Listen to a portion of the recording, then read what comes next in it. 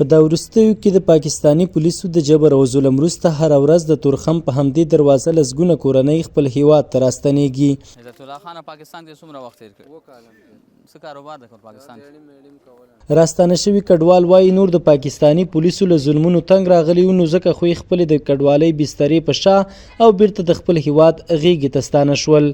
زما نوم عزت دی او اووه کاله کېږي چې پاکستان کې اوسېدلم او بس دغه مزدوري م کوله. اوس وضعیت داسې و چې دغه چاپې ماپې د پولیسو د لاسه بس موږ ویله چې راځه په خپله ملک ته یا په عزت کې واړو.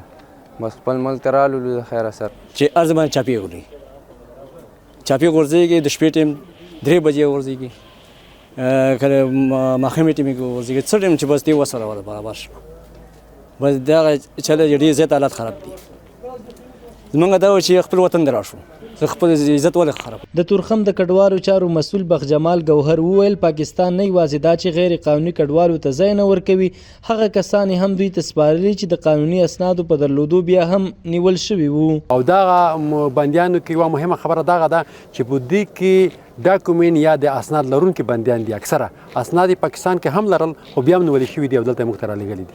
45 کلن سلیمان چې تازه د پاکستان هیواد څخه راستون شوی له نورو کډوالو هم غوښتنه کوي چې خپل هیواد ته دې راشي څو په ډاډه زړه او جګ سر خپلې شپې سبا کړي. ځینې نور راستانه شوي کډوال بیا د اسلامي امارت څخه د سرپناه کاري فرصتونو برابرولو او نورو برخو کې غوښتنې لري. خپل وطن هم دی نوړه ډاډه په دی خپل وطن هم دی نور دغه یې راباندې چې نور خو به اواز نه پولیس نیول نه وي.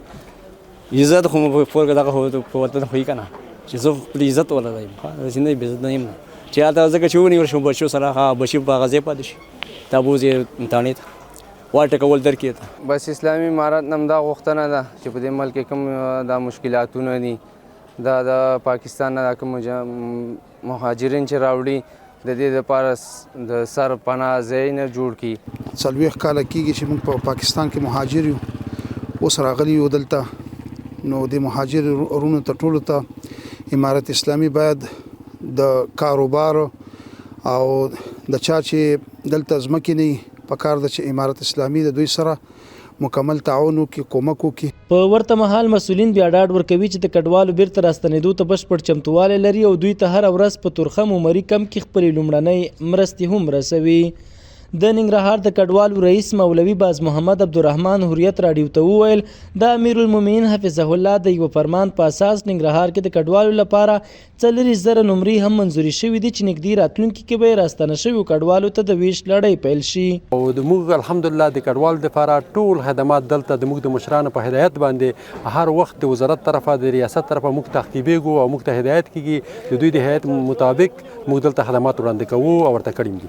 دغه نمرې چې دي د 5 بیسو نه تر 15 بیسو پورې دي په امین سره کتو منې دي.